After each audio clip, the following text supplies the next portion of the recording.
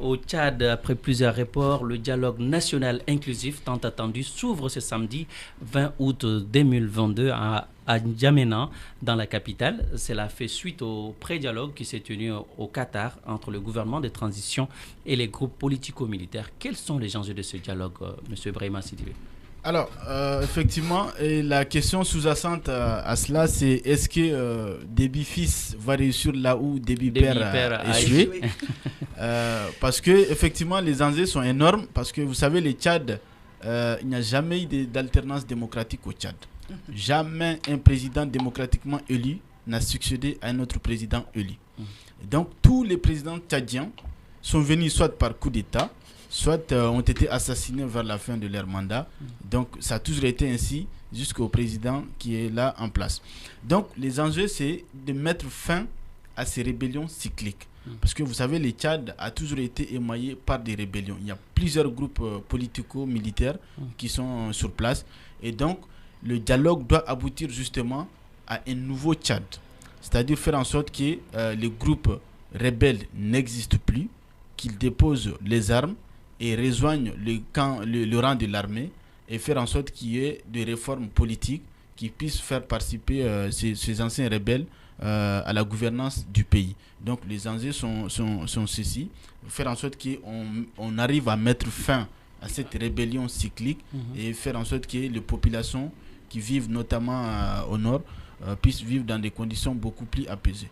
Donc ça, ce sont un peu les enjeux. Alors justement, Mme Koumba Braego, certains groupes armés n'ont pas répondu présent lors de la rencontre de Doha au Qatar. Est-ce que ce dialogue peut avoir un caractère inclusif? Non, il n'y a pas de caractère inclusif, parce que tout le monde n'y participe pas. Dans un sens, il faudrait comprendre ces groupes armés. Le fils d'Idriss Déby, parce que pour moi, c'est Idriss Déby que je vois. Parce que quand le père lâche, c'est le fils qui reprend. Je vois Idriss Déby au pouvoir. Mais en quelque sorte, où est l'inclusivité dans ça? Ces groupes armés ont leur raison également. Je ne vais pas défendre tous ces gens-là, etc. Ils ont également leurs revendications au Tchad. Mais malheureusement, ils ne se sont pas fait comprendre. Parce que, comme disait tout à l'heure Brahima, lorsque le pouvoir change, c'est soit sous un coup d'État, soit c'est un assassinat. Il n'y a pas de démocratie. Vous avez dit que les groupes armés ont leurs revendications. Ils ont leurs revendications. Ils ont leurs raisons. Est-ce que c'est une manière d'aller vers la rébellion? Non. Est-ce qu'il ne faut pas venir sur la table de négociation? Il faut aller vers la table de négociation, bien entendu. Là, dans un sens, ils avaient eu tort de ne pas partir à cet événement. Dans un sens, ils devaient ouvrir le dialogue justement avec le pouvoir et également avec tous les Tchadiens. Mais ce qui se passe là, ça sera plutôt plus une fermeture qu'une ouverture. Là, moi, ce que je pense dans cette situation, ça risquerait de s'envenimer. Donc, il faudrait que Idriss Déby, fils, Itno, puisse comprendre. Mahamat Déby. Le général Mahamat Déby. Je me mélange toujours dans leur nom. Il y a beaucoup de Mahamat au Tchad. Il y en a trop. Donc, il faudrait qu'ils comprennent, il faudrait qu'ils ouvrent la porte à ces gens-là pour qu'ils puissent discuter. C'est le même cas au Mali, c'est pareil. Donc, il faudrait qu'on ouvre le dialogue, qu'on puisse discuter avec ces gens-là. C'est vrai que c'est dur, mais il faut l'accepter. Alors, vraiment, une partie de l'opposition et de la société civile boycotte ce dialogue. Une marche est d'ailleurs organisée ce lundi à Paris par certains opposants au régime en place qui dénoncent le manque de sincérité du général Déby. Est-ce que ce dialogue est une manière pour Déby fils de légitimer son pouvoir, mieux de rester plus longtemps au pouvoir? Oui, effectivement, Koumba a évoqué tantôt, on a des groupes politico-militaires qui n'ont pas pris part et pas n'importe lesquels. C'est le fact. C'est le groupe qui est à l'origine de l'offensive qui a coûté la vie à l'ancien président Idriss Déby Itno. Et donc, ils estimaient qu'au préalable, il fallait libérer les prisonniers qui croulent dans les geôles en N'Djamena. Maintenant, aux côté de ça, effectivement, on a des formations politiques qui sont réunis au sein de la coalition Wakitama, qui regroupe notamment le parti des transformateurs de Succès Masra, qui est un opposant à Succès, donc il porte bien son nom, qui refuse justement de participer au dialogue parce qu'ils pensent que le dialogue, effectivement, c'est un tremplin pour le pouvoir en place de se légitimer, tout simplement, parce que c'est un pouvoir qui est venu de manière anticonstitutionnelle et aussi il y a une question épineuse qui est posée, c'est est-ce que les autorités actuelles de transition vont participer ou non aux futures élections. Parce qu'il faut savoir qu'en cela, ce n'est pas tranché. Et il reproche aussi au gouvernement que le dialogue n'a pas un caractère souverain.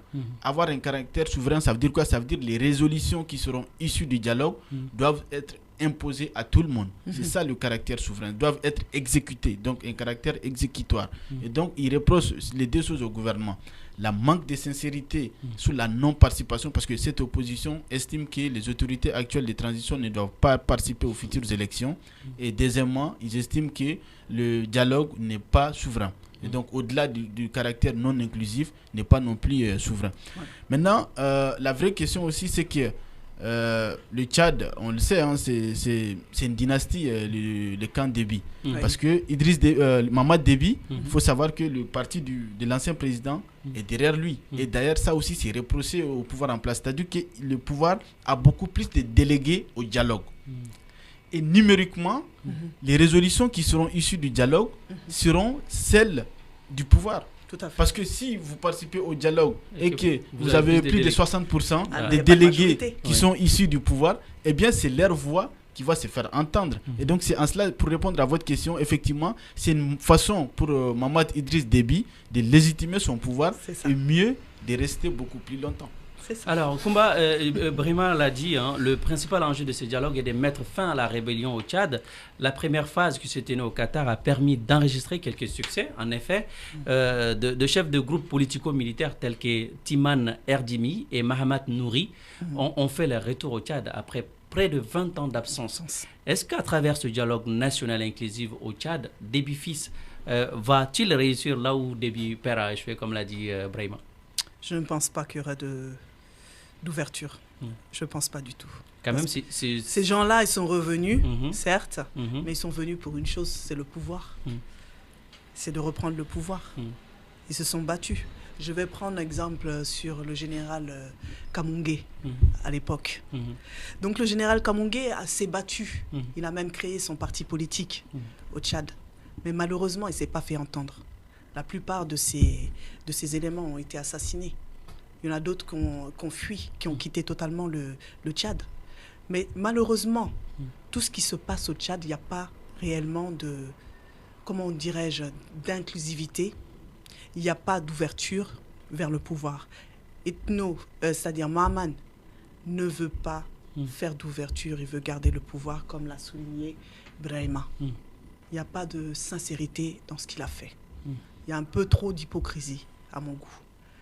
Voilà. Alors, vraiment, on a parlé de retour de ces grands chefs quand même qui sont Timan Erdimi et Mahamat Nouri qui ont fait leur retour au Tchad après près de 20 ans d'absence. Est-ce qu'à travers ce dialogue au national inclusif, Déby fils va-t-il réussir, comme vous l'avez dit tout à l'heure, Déby fils va-t-il réussir là où Déby père a échoué? En tout cas, il a réussi à faire venir des chefs rebelles. Ça, c'est un premier pas quand même. Ça, c'est quand même un premier pas qu'il faut souligner parce que notamment Timan Erdimi n'est pas n'importe qui, c'est le neveu de l'ancien président Idriss Déby. Donc c'est en quelque sorte la famille. Mais sauf qu'ils étaient en embrouille depuis près de 20 ans, comme vous l'avez dit, et ils s'étaient réfugiés au Qatar.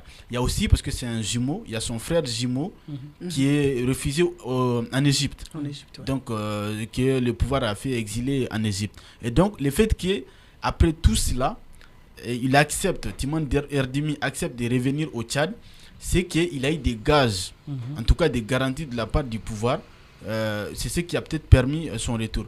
Et Mahamat Nouri aussi, c'est un ancien collaborateur du président Hissène Habré, donc qui est décédé récemment. Et donc on sait aussi tous les mal que ce pouvoir a commis, ce régime a commis. Et donc le fait que ces deux puissent revenir en Djamena, c'est quand même un premier pas. Moi je dirais c'est un premier pas. Peut-être un succès, ça va être un peu, c'est tôt de le dire, mais c'est quand même un premier pas. Et ça montre aussi que le pouvoir est capable de convaincre des gens avec qui il a des divergences assez profondes et de pouvoir les faire asseoir sur la table de négociation. Maintenant, quelle sera l'issue réelle de ces négociations, de ce dialogue? C'est ce qu'on va voir peut-être dans les prochains jours. Mais en tout cas, c'est un premier pas qu'on peut saluer et qui participe aussi à l'apaisement.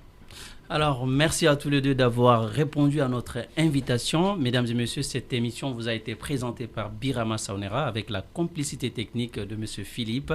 Nous vous donnons rendez-vous lundi à partir de 18h pour un autre numéro de votre émission Afrique Actu.